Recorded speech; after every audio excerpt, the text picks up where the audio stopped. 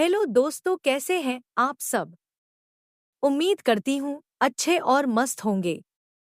प्यारे दोस्तों, आज की कहानी है सब्जी बेचने वाली बहू।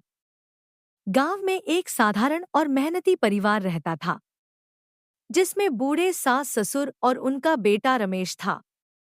रमेश एक मेहनती और ईमानदार व्यक्ति था, लेकिन उसकी आमदनी बहुत सीमित थी। वह गांव में मजदूरी करता था और दिन-रात मेहनत करके भी परिवार की जरूरतें पूरी करना उसके लिए मुश्किल हो जाता था। फिर भी परिवार एक दूसरे का साथ देकर अपनी जिंदगी खुशी खुशी बिता रहा था। रमेश का विवाह एक साधारण और सीधी सादी लड़की गायत्री से हुआ। गायत्री गांव के ही गरीब परिवार से थी, लेकिन उसमें कुछ कर दिखाने का जुनून था। शादी के बाद गायत्री ने भी रमेश और उसके परिवार को अपनाया और पूरे दिल से उनकी सेवा करने लगी।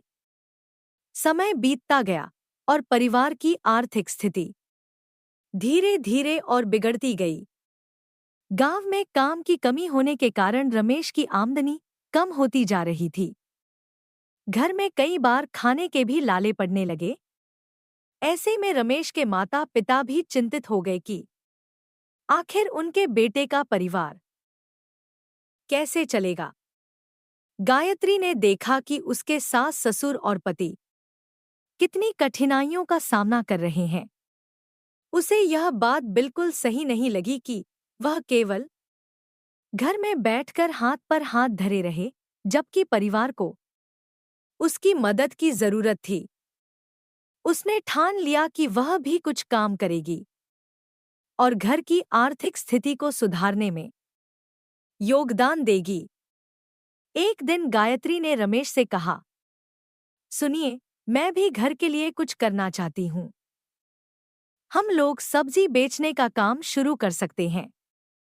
यहाँ गांव के पास वाले बाजार में ताजे सब्जियों की बहुत मांग है।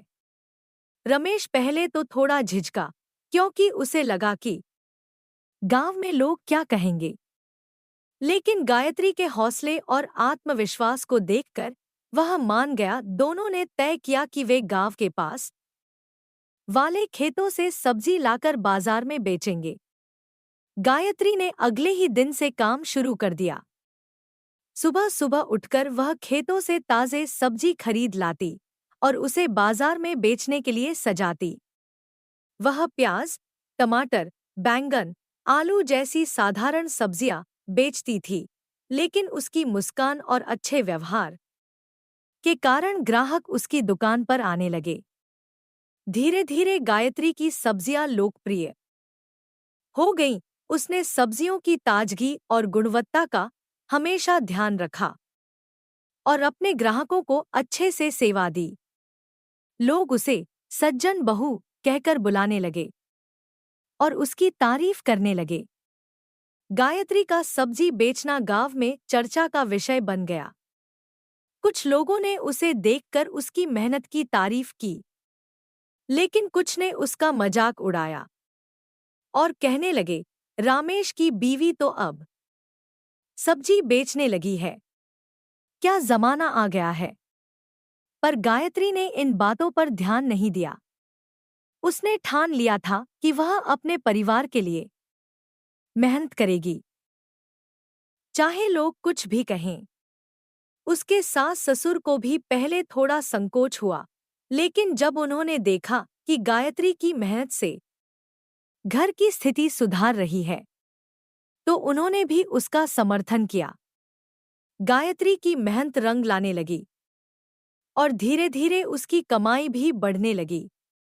अब रमेश भी उसकी मदद करने लगा और दोनों ने मिलकर सब्जी बेचने के काम को और बड़ा बना लिया।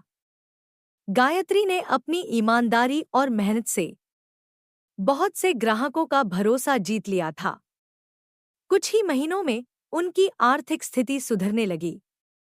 अब उनके घर में किसी चीज की कमी नहीं थी। सास ससुर भी बहुत खुश थे और गर्व महसूस करते थे कि उनकी बहू ने अपने साहस और मेहनत से परिवार को इस कठिनाई से बाहर निकाला है। धीरे धीरे गांव वालों की सोच भी बदलने लगी। जिन लोगों ने पहले गायत्री का मजाक उड़ाया था, वे अब उसकी तारीफ करने लगे। लोग कहते, गायत्री ने साबित कर दिया कि मेहनत करने में कोई शर्म नहीं है। मेहनत से इंसान अपनी जिंदगी को खुद संवार सकता है। गायत्री ने उन लोगों के दिलों में भी जगह बना ली थी जो पहले उसकी आलोचना करते थे। अब हर कोई उसकी इज्जत करता था और उसे प्रेरणा मानता था। अब गायत्री और रमेश का परिवार आर्थिक रूप से मजबूत हो गया था। उनके सास ससुर का भी अच्छे से ख्याल रखा जाने लगा और परिवार में एक नई खुशी और संतोष का माहौल था। गायत्री ने यह साबित कर दिया कि मेहनत और ईमानदारी से किया गया काम हमेशा सफल होता है, चाहे लोग कुछ भी कहें। यह कहानी हमें सिखाती है कि कोई भी काम छोटा या बड़ा नहीं होता। मेहनत और ईमानदारी से किया गया हर काम सम्मान का हकदार होता है। गायत्री ने अपनी कड़ी मेहनत से अपने परिवार को गरीबी से उबारा और यह दिखा दिया कि सच्चा साहस वही है जो इंसान को किसी भी परिस्थिति में झुकने नहीं देता। प्यारे दोस्तों, यह कहानी यहीं पर समाप्त होती है। आपको यह कहानी कैसी लगी? कमेंट बॉक्स में जरूर बताएं। अगर आपको हमारी ये कहानी पसंद आई हो तो कृपया हमारे वीडियो को लाइक, शेयर और चैनल को प्लीज सब्सक्राइब जरूर कर लें। इससे हमें मोटिवेशन मिलता है और आप तक ऐसी ही मजेदार कहानियां सबसे पहले पहुंचती रहेगी। प्यारे दोस्तों, नमस्कार।